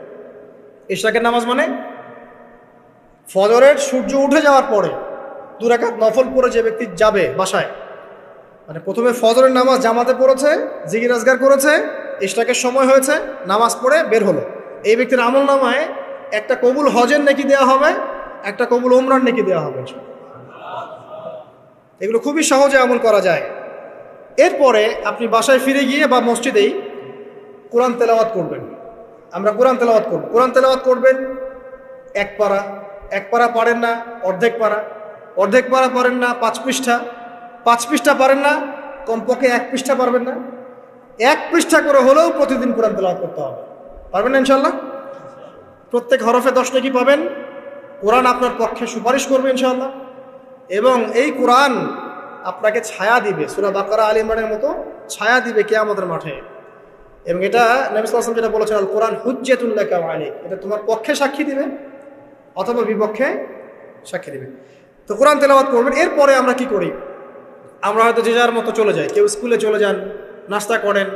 আচ্ছা, নাস্তার আগে একটা কথা বলি। সকালে নাস্তা করবেন এমনভাবে যে, এখনকার ডক্টররাও বলেন এই কথাটা, সকালবেলা একটু বেশি খেতে হয়, সকালবেলা একটু বেশি হেভি ফুড নিতে হয়, দুপুরে তার চেয়ে একটু কম, রাতে আরও কম। আর আমাদেরটা উল্টা, কিন্তু সকালে অল্প একটু, দুপুরে একদম বিশাল, রাতের বেলা আরও বিশাল, নাকি? তো নিয়মটা হচ্ছে এই যে সকালে খেতে হয় বেশি, সারাদিন আপনাকে কাজ করতে হবে, সকালে আপনাকে বেশি হাইজেনিক ভালো ফুড খেতে হবে, দুপুরে তার চেয়ে একটু কম, আর রাতে তার চেয়েতে কম।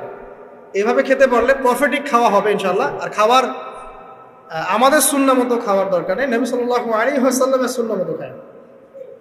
আমাদের সুন্নাহটা কেমন? আমরা 7 পেট খাই। কয় পেট?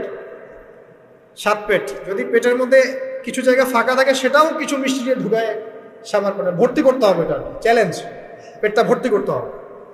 আর নবী সাল্লাল্লাহু আলাইহি ওয়াসাল্লাম খেতেন এভাবে যে পেটটাকে 3 ভাগ করতেন, 1 ভাগ খাবার খেতেন, 1 ভাগ তিনি পানীয় পান করতেন, আর 1 ভাগটা ফাঁকা রাখতেন। আপনি এভাবে খাওয়া শুরু করেন, দেখবেন আপনি ফিজিক্যালি ফিট ফিল করছেন এবং আপনি ক্লান্ত হচ্ছেন কম, অলসতা কম আসছে কাজে, আপনি এনথুজিয়াজম পাবেন ইনশাআল্লাহ। তো খাবারের ব্যাপারটা সতর্ক থাকে। আর এই যুগে খাবারের মধ্যে প্রচুর ভেজাল আছে। চেষ্টা করতে হবে ম্যানুফ্যাকচার্ড খাবারগুলো বাদ দিয়ে হোমমেড যে ফুডগুলো আছে, হোমমেড ফুড মানে বাসায় যেগুলো আমরা তৈরি করি, ফ্রেশ হাইজেনিক ফুডগুলো খাওয়ার চেষ্টা করতে হবে। স্পেশালি বাচ্চাদের ব্যাপারে সতর্ক থাকতে হবে। বাচ্চাদেরকে, তরুণদেরকে এমন কোনো খাবার খাওয়া যাবে না যে খাবারটা খেলে আপনি অসুস্থ হয়ে যান, আপনার স্ট্যামিনা কমে যায়, আপনি ফিজিক্যালি দুর্বল হয়ে পড়েন। এটা খুব খেয়াল রাখবেন। খাবার, এই যে আপনারা যে গ্রামাঞ্চলে থাকেন, আপনারা সৌভাগ্যবান একদিক থেকে যে আপনারা ফ্রেশ খাবার উৎপন্ন করে খেতে পারেন। শেষ জামানায় খাবারের মধ্যে খুব ভেজাল আসবে, এটা বিভিন্ন হাদিস দিয়ে মেলানো যায়, আমি ওদিকে যাচ্ছি না, কিন্তু কনক্লুশন বললাম, শেষ জামানায় খাবারের প্রচুর ভেজাল আসবে। তো এই ভেজালগুলো থেকে দূরে থাকতে হলে আমাদেরকে হাইজেনিক ফুডের দিকে ফোকাস করতে হবে এবং প্রোডাক্ট খাবার উৎপন্ন করে খেতে পারলে খুব বেশি ভালো হয়, না পারলে রুট লেভেল থেকে খাবার নিয়ে আসতে হবে। আর অ্যাটলিস্ট ম্যানুফ্যাকচার যে খাবারগুলো বাজারে ঘোরাফেরা করে, এগুলো অ্যাভয়েড করতে হবে। দেখতে অনেক মুখরোচক লাগতে পারে, স্বাদ অনেক মজা হতে পারে, কিন্তু এগুলো শরীরের জন্য অনেক ক্ষতিকর। এতে করে আমাদের যুব সমাজ আস্তে আস্তে কিন্তু দুর্বল হয়ে যাচ্ছে। এখনকার যুব সমাজকে তাকায় দেখেন, আমাদের বাপ-দাদাদেরকে তাকায় দেখেন, যারা এখানে বয়স্ক মুরব্বী আছে দেখেন, একজন মুরব্বীর সাথে এখনকার যুবকের কুস্তি লাগান, পাঞ্জা লাগান, বা ওই যে একটা রিংয়ের মধ্যে ঢুকে বক্সিং ম্যাচ দেন, একটা দেখেন, দেখেন কে পার। আমি নিশ্চিত ওই চাচাই পার। আমরা নিজেরাই তো এর প্রমাণ। আমাদের বাপ দাদাদের বয়সে যারা আছেন তারা এখনো দিব্যি মাঠে কাজ করে, দেখবেন 4 ঘন্টা 5 ঘন্টা 8 ঘন্টা রিক্সা চালাচ্ছে, ভ্যান চালাচ্ছে, কৃষি কাজ করছে, কত পরিশ্রম করছে। আর আমাদের যুব সমাজে তাকায় দেখেন না, আপনি একটু চেহারাগুলো দেখেন না, চেহারাগুলো তাকায় দেখেন, চাপাগুলো বসে গেছে গাঁজা খেতে খেতে, হিরোইন খেতে খেতে দেখবেন চাপাগুলো বসে গেছে একদম, চোখগুলো ঢুকে গেছে একদম মাদক খেতে খেতে। হ্যাঁ, হস্তমৈথুন করতে করতে শরীর রোগা, চলতে পারে না। কথা শুনতে খারাপ লাগছে না? বাস্তব, এগুলোই বাস্তব এখন। হ্যাঁ, ঘুম নাই, সারা রাত জাগ না, ওই যে ফজরের পর ঘুমায়, রাতে ওই যে বিকাল 4টায় ওঠে, দেখবেন শরীরটার দিকে তাকায় দেখেন, চলতে পারে, এনার্জি নাই। একটা ক্রিকেট ম্যাচে লাগায় দেন, ও দেখবেন 2-4 ওভার ব্যাটিং করে শেষ। কোন কাজ করতে পারবে? ওই মাঠের বাইরে থেকে বলতে পারবে যে আর এই খেলতে পারে না, ও অমুক খেলতে পারে না, তমুক খেলতে পারে না।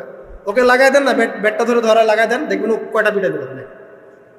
জিম করে না, ফিজিক্যালি এক্সারসাইজগুলো করে না, স্কিল নাই। আগেকার মানুষ অনেক স্কিল ছিল, তারা ঘরের কাজ পারতো, সাঁতার পারতো, তারা মার্শাল আর্ট পারতো, কৃষিকাজ পারতো, অন্যান্য বিভিন্ন সেক্টরে তারা কিন্তু মানে মাল্টি প্রতিভার অধিকারী ছিল। স্কিল কম, দেখবেন একদিকে ফোকাস করে। এগুলো কিভাবে হলো আসলে? এগুলো তো একদিনে হয়নি। সারাদিন দেখবেন ফোনে, আর ওই মেয়ের পিছনে, আর কফি শপে, অথবা মিউজিকের কোনো ইনস্ট্রুমেন্ট নিয়ে বসে আছে, অথবা এর মাঝে যদি কেউ মন্দের ভালো থেকে থাকে, সে দেখবেন টিকটক করছে। এইগুলাই এখনকার পুরুষদের মধ্যে, এই ইয়াং জেনারেশনের মধ্যে ওই শৌর্য বীর্য গায়রতটা পাওয়া যায় না। দেখবেন গায়রত একটা ব্যাপার আছে, গায়রত শৌর্য বীর্য এটা নাই। এর অন্যতম একটা কারণ এটাও, এখানে খাদ্যাভ্যাসেরও একটা ব্যাপার আছে। ফিজিক্যালি তারা ফিট না।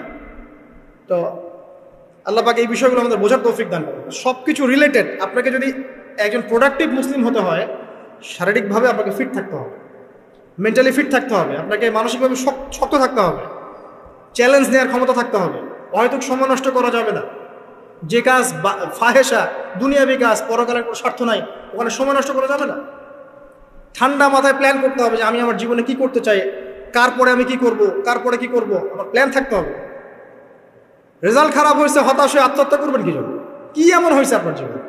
একটা মেয়ে ছেড়ে চলে গেছে, এই জন্য বিষ খাবেন কেন? কি হয়েছে? একটা মেয়ে তো ছেড়ে চলে গেছে, মেয়ের অভাব নাকি? বোরখা পরা মেয়েরাও তো এখন কিস করে, দেখেন বোরখা পরা মেয়েগুলো দেখেন রাস্তাঘাটে ওই যে নায়কের হাত ধরে চুমু খাচ্ছে। অনলাইনে দেখে আসলাম। ওই যে বলছিলাম যে সব বোরখা পরা মেয়ের মধ্যেই আপনার ইয়ে থাকে না, দিনদারিতা থাকে না। সব বোরখা পরা মেয়ের মধ্যেই কিন্তু দিনদারিতা থাকে না। তো বোরখা থেকে পাগল হওয়ার দরকার নেই এত। এবং সে বলছে আমার জীবন সার্থক। মানে একজন গায়রে মাহরাম ব্যক্তিকে, ফিল্ম স্টার একজন গায়রে মাহরাম ব্যক্তি, তাকে সে হাত ধরে চুমু খেয়ে বলছে তার জীবন সার্থক।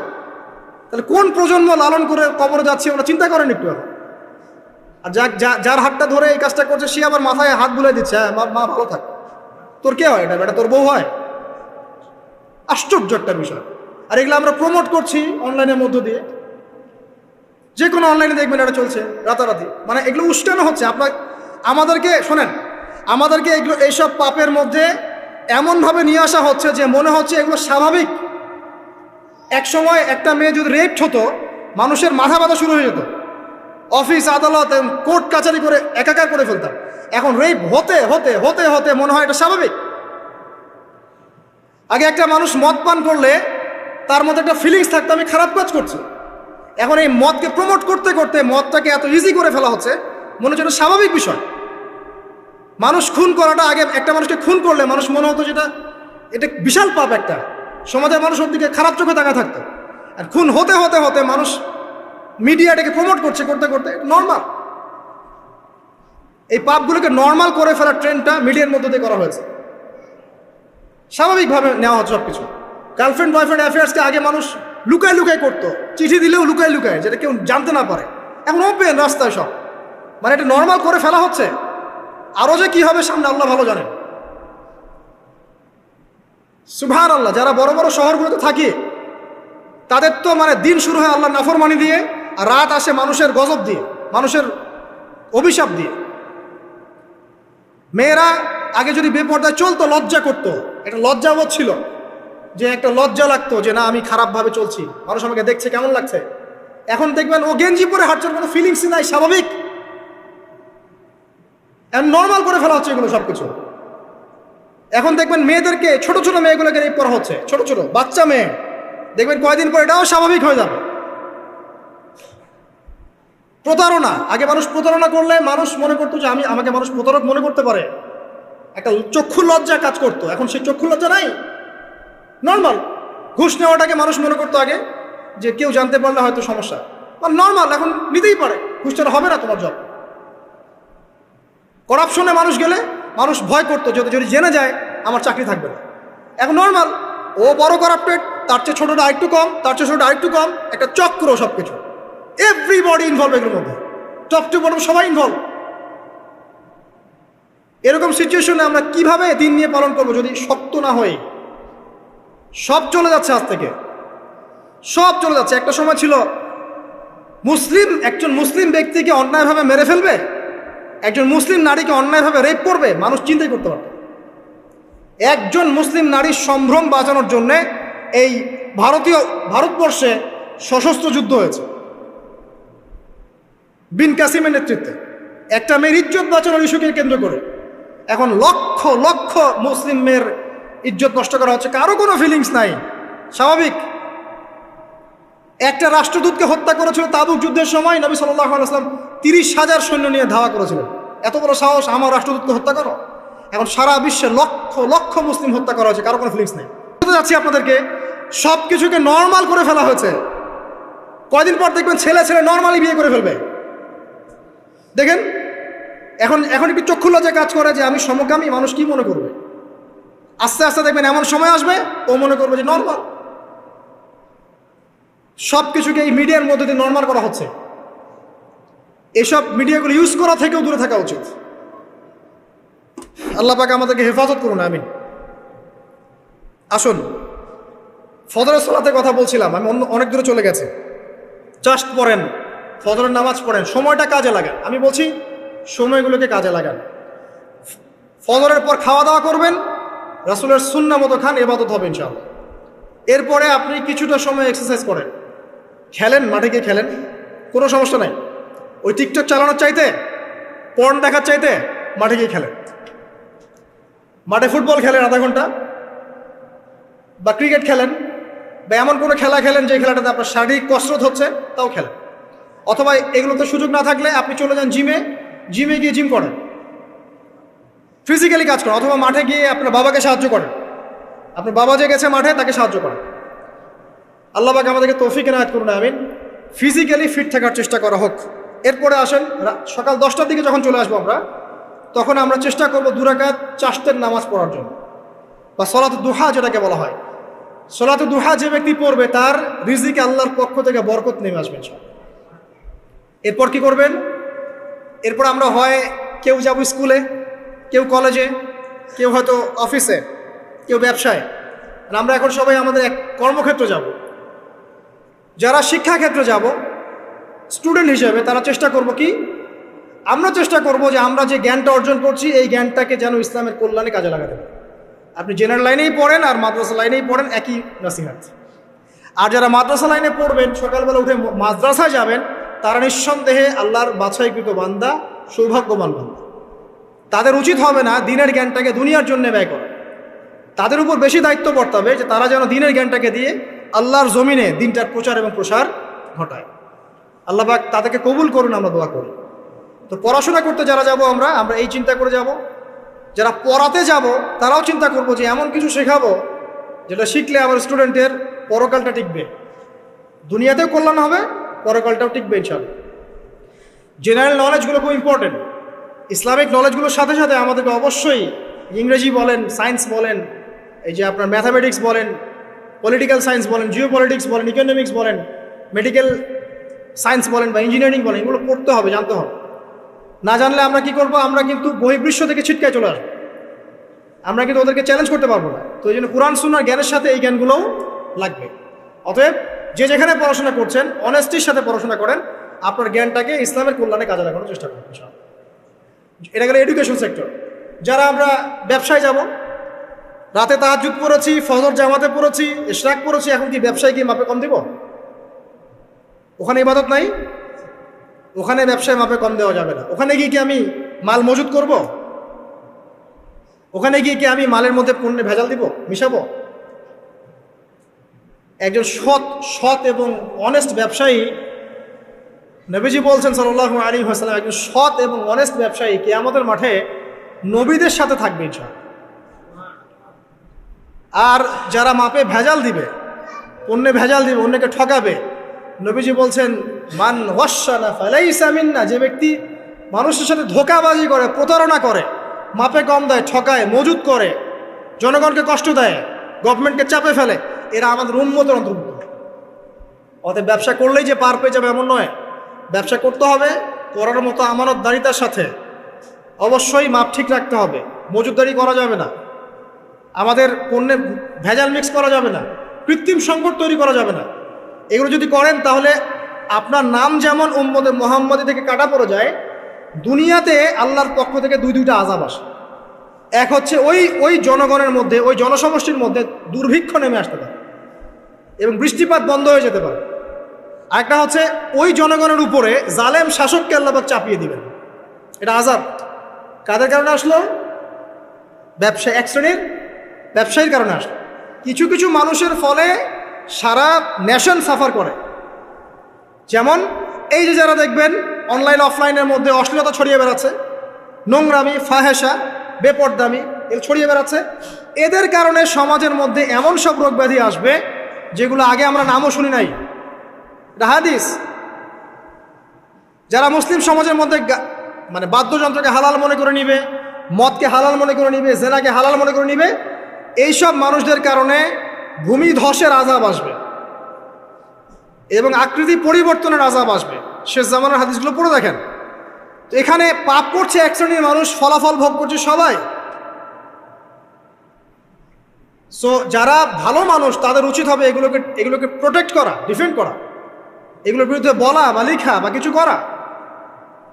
সূরা নূরে আল্লাহ পাক বলছেন ইন্নাল্লাযীনা তাশিআল ফাহিশাতু ফিল্লাযীনা আমানু, যারা মুমিনদের মধ্যে ফাহেশা, নোংরামি, অশ্লীলতাকে ছড়িয়ে দিতে চায়, পছন্দ করে, ইন্নাল্লাযীনা ইউহিব্বুনা আন তাশিআল ফাহিশাতু ফিল্লাযীনা আমানু লাহুম আযাবুন আলীমুন ফিদ দুনিয়া ওয়াল আখিরাহ, দুনিয়া এবং আখিরাতে এদের জন্য ভয়ঙ্কর শাস্তি আছে।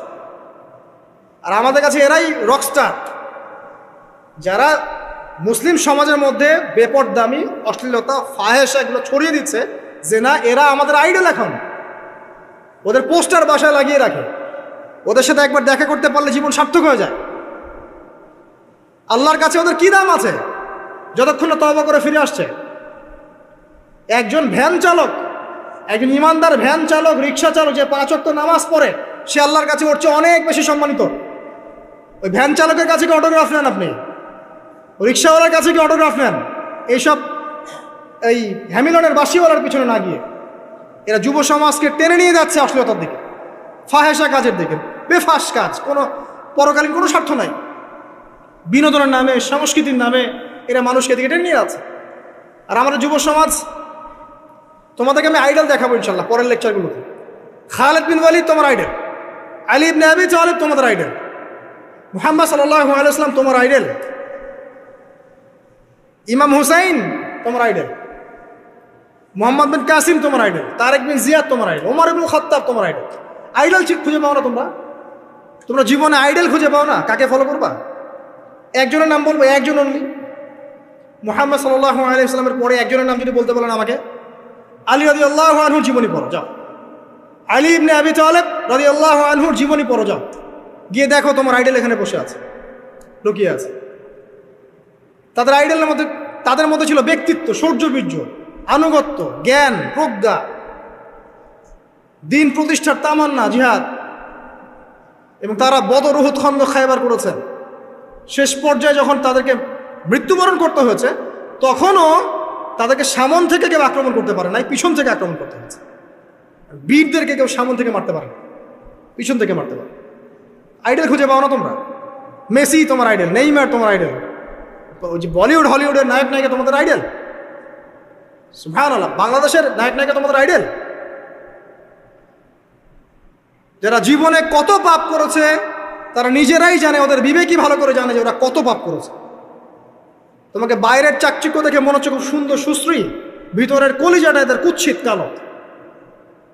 আলেম ওলামার কাছে এসে পড়ে থাকো, যারা বড় বড় ওলামায়ে কেরাম তাদের কাছে এসে পড়ে থাকো, তারা তোমাদেরকে পথ দেখাবে ইনশাআল্লাহ। আল্লাহ পাক বোঝার তৌফিক দান করুন। আমি আর লম্বা করছি না, শেষ করে দিচ্ছি ইনশাআল্লাহ। লেখাপড়া এবং ওয়ার্কের বিষয়গুলো বলছিলাম যে আমরা যারা লেখাপড়া করব, প্রফিটিক লাইফস্টাইল করতে হলে এবং প্রোডাক্টিভ মুসলিম হতে হলে লেখাপড়াটা করতে হবে আল্লাহ সন্তুষ্টির জন্যে। চাকরি বাকরি, ব্যবসা বাণিজ্য যাই করে, কৃষিকাজ, সব কিছুর উদ্দেশ্য হবে কি? আল্লাহ সন্তুষ্টি অর্জন করে এবং ওই ক্ষেত্রে সৎ থাকা, কাউকে না ঠকানো, মাপে কম না দেওয়া, দুর্নীতি না করা, ঘুষ না নেওয়া। তাহলে আপনার জীবনের প্রত্যেকটা কাজে কি হবে? ইবাদত হিসেবে গণ্য হবে ইনশাআল্লাহ তাআলা। শেষ করার আগে আমরা জোহরের ওয়াক্তে চলে আসছি। আপনি আপনার জব সেকশনে কাজ করছেন, নামাজের ওয়াক্ত হলো, নামাজ পড়ে নেবেন। আচ্ছা, নামাজের আগে আপনি 4 রাকাত সুন্নত পড়বেন, শেষে 2 রাকাত। চেষ্টা করবেন দিনে 12 রাকাত সুন্নত পড়ার জন্য। ফজরের আগে 2, জোহরের আগে 4, পরে 2, 6 আর 2 8, মাগরিবের পরে 2, এশার পরে 2। এই যে মোট 12 রাকাত সুন্নাত যে ব্যক্তি নিয়মিত পড়বে, জান্নাতে আল্লাহ পাক তার জন্য একটা ঘর নির্মাণ করবেন ইনশাআল্লাহ তাআলা। প্রতিদিন একটা ঘর, প্রতিদিন একটা করে ঘর আপনি পেতে পারেন মাত্র 12 রাকাত নফল বা সুন্নাত আদায় করার মধ্য দিয়ে। জোহরের ওয়াক্ত চলে আসলো, আমরা যেখানে থাকি, স্কুলে বা কলেজ ইউনিভার্সিটিতে বা চাকরির ক্ষেত্রে, নামাজটা পড়ে নেবেন ইনশাআল্লাহ। এরপর আবার কাজে যান, কাজ করেন, লাঞ্চ করেন, খাওয়া দাওয়া করেন। আবার খাওয়ার সুন্নাহ ভুলে যান না। 7 পেট না, 1 পেট খাওয়ার, 1 পেট পানি, 1 পেট ফাঁকা, এবং হাইজেনিক ফুড, ম্যানুফ্যাকচার না। তারপরে যান, রেস্ট করেন, কাইলুলা যেটাকে বলে, 1 থেকে 1.5 ঘন্টা রেস্ট করেন, ঘুমান। তারপরে আপনি বিকেল সময়টা আবার আসরের নামাজ পড়েন, আপনার কর্মক্ষেত্রে কাজগুলো সারেন। সন্ধ্যায় আপনি আবার বাসায় ফিরে আসবেন। এই সন্ধ্যায় বাসায় ফিরে আসবেন, ফিরে আসার পরে মাগরিবের সালাত পড়লেন জামাতে। পড়ার পরে বিকেল টাইমটা, মাগরিবের আগে বিকেল টাইমটা আপনি ঘুরতে যান, পরিবারকে সময় দেন, বাচ্চাদেরকে সময় দেন, একটু দিনী ভাইদের সাথে বসেন। ওই সময় যদি কোনো হালাকা অ্যারেঞ্জ করা যায়, মসজিদ ভিত্তিক তালিমে বসেন, 2টা হাদিস পড়েন, কোরআন দার্স নেন, বা অনলাইনে কোনো লেকচার শুনেন বা বই পড়েন, কিছু একটা করেন। আর পরিবারকে সময় দেন। পরিবারকে সময় দেওয়ার পর মাগরিবের ওয়াক্ত হয়ে যাওয়ার পরে, মাগরিবের নামাজ শেষ, ফজরের পর আপনি যে আমলগুলো করেছেন মাগরিবের পর, সেই আমলগুলো আবার করতে হবে, সেম কাজ। এভাবে করতে করতে দেখবেন 1 ঘন্টা চলে গেল। বাসায় গিয়ে আপনি পরিবারকে সময় দেন, আপনার অফিসের কাজ, হোমওয়ার্ক, স্কুলের কাজ, ইউনিভার্সিটির কাজ, এগুলো শেষ করেন। শেষ করার পরে আপনি রাতের খাবার খেয়ে নেন, খেয়ে নিয়ে আবার চলে আসেন মসজিদে, এশার নামাজ পড়েন, পড়ে বাসায় গিয়ে জাস্ট ঘুম, আর দেখা দেখি নাই। তখন আপনি আবার দেখবেন ফজর ওই 4টা 3টে উঠতে পারবেন, তাহাজ্জুদ পড়তে পারবেন, ফজর পড়তে পারবেন, আবার আপনার দিনটা লম্বা হবে ইনশাআল্লাহ। এভাবে 1 দিন 2 দিন না, সপ্তাহে 7 দিন, মাসে 30 দিন, বছরে 365 দিন যখন এই প্রজন্ম কাটাতে পারবে, আমরা কাটাতে পারবো, তখন আমাদের মুখে মানাবে দিন ইসলাম প্রতিষ্ঠার কথা। তার আগে আমাদের মুখে এসব কথা মানায় না। এখন আমাদের মুখে এসব কথা এখন মানাচ্ছে না, কারণ আমরা তো আমলই করছি না। আমাদের ঈমান আকীদা ঠিক নাই, আমাদের প্রফেটিক লাইফস্টাইলই তো নাই, নবী সাল্লাল্লাহু আলাইহি ওয়াসাল্লামের মতো লাইফস্টাইলই তো নাই আমাদের। তাহলে আমাদের দ্বারা কেমন করে দিনের পতাকা আল্লাহর জমিনে প্রতিষ্ঠিত হবে বলেন তো দেখি? এভাবে যখন একটা উম্মাহ গড়ে উঠবে, খুবই ডিফিকাল্ট, এটা কিন্তু অনেক বড় চ্যালেঞ্জ। আমি এটাই সবচেয়ে বিগ টাস্ক এখন, যে এই আমরা যারা আছি, আমাদের ইয়াং তরুণ প্রজন্ম, আমাদের মা বোন, বাচ্চা কাচ্চা এবং আমাদের বৃদ্ধ, সবাই মিলে যখন এইভাবে মুভ করবে, তখন দেখবেন একটা জাতি সকাল থেকেই সজাগ, সকাল থেকেই জাতি সজাগ। যেমন একটা চমৎকার একটা আইন করা হয়েছে না, রাত 8টায় সব বন্ধ, খুবই ভালো কথা। কেউ অ্যাপ্রিসিয়েট করুক না করুক, আমি শুরুতেই বলেছি আলহামদুলিল্লাহ, খুব ভালো। অ্যাটলিস্ট এখন 10টায় ঘুমাতে পারবো, তারপরেও দেখবেন 3টার আগে ঘুমাচ্ছেন। কিন্তু আপনি মদিনায় গিয়ে দেখবেন ফজরের পর থেকেই সব কিছু লাইভ, স্কুল, কলেজ, দোকানপাট, অফিস সব ওপেন। কারণ আমাদের উম্মত, এই উম্মতের জন্যে ফজরের পরের সময়টাতেই বরকত রাখা হয়েছে। যে সময়টা আমরা পাই না। আমাদের সকাল হয় 11টায়, আমাদের সকাল হয় 10টায়, কর্মক্ষেত্র শুরু হয় 10টায়। এই জন্য সকাল ওই যে 5টা থেকে 10টা, এই বরকতটা আমরা পাই না। এভাবে যদি আমরা নিয়মিত 24 ঘন্টা কাটাতে পারি, ওই যে আয়াতটা প্রথমে বলেছি, ওয়া মা খালাকতুল জিন্না ওয়াল ইনসা ইল্লা লিয়াবুদুন, আমি জিন এবং মানুষকে শুধুমাত্র আমার ইবাদত করার জন্যই সৃষ্টি করেছি। এই আয়াতটার হক আদায় হবে ইনশাআল্লাহ, ব্যক্তি জীবন সুন্দর হবে ইনশাআল্লাহ, আমাদের পরিবারগুলো সুন্দর হবে ইনশাআল্লাহ, আমাদের যুব সমাজ একটা গতি পাবে, হ্যাঁ, এবং তারা প্র্যাকটিক্যাল বাস্তব বিষয়গুলোকে নিয়ে ব্যস্ত থাকবে, অবাস্তব অনেক জিনিসগুলোর পিছনে ছুটবে না। আমার সমাজটা সুন্দর হবে ইনশাআল্লাহ। আস্তে আস্তে দেখবেন উম্মার একটা বড় বড় অংশ ইনশাআল্লাহ আযজা ওয়া জাল আগামী দিনগুলোতে দিনকে এগিয়ে নেওয়ার জন্য এবং দিনকে আল্লাহর জমিনে প্রতিষ্ঠার জন্যে শক্তি, মেধা, মনন, তাদের এনথুজিয়াজম সব কিছু আল্লাহর সন্তুষ্টির জন্য ঢেলে দেওয়ার প্রয়াস পাবে ইনশাআল্লাহ। তার আগ পর্যন্ত আসলে এগুলো শুধুমাত্র তাত্ত্বিক কথাবার্তা বলে লাভ নাই, প্র্যাকটিক্যালি যখন আমরা এগুলো করতে পারবো ইনশাআল্লাহ তাআলা, তখন দেখবেন সবার মধ্যে একটা ইমানের চেতনা জাগবে, ইমানি চেতনা জাগবে, আমল করার স্পৃহা বাড়বে, ঐক্য বাড়বে, কমিউনিটি বাড়বে, এবং আমাদের হৃদ্যতা বাড়বে, অ্যাক্টিভিটিস বাড়বে, হায়াতেও বরকত হবে, রিজিকেও বরকত হবে, দুনিয়া আখিরাত ইনশাআল্লাহ ভালো হবে। এবং দেখবেন অ্যাজ এ নেশন আমরা সবাই ভালো করবো ইনশাআল্লাহ তাআলা। বিশ্বের বুকে আমরা মাথা তুলে সত্যিকার অর্থেই দাঁড়াতে পারবো ইনশাআল্লাহ তাআলা। আল্লাহ পাক আমাদের সবাইকে তৌফিক ইনায়াত করুন, আমিন। আজকে আমি আর লম্বা করছি না। আকুলু কওলি হাযা আস্তাগফিরুল্লাহ লি ওয়া লাকুম ওয়া লিসাইরিল মুসলিমিন। বারাকাল্লাহু লানা ওয়া লাকুম বিল আয়াতিল হাকীম ইন্নাহু তাআলা জাওয়াদুন কারীম মুবাররাউফুর রহিম।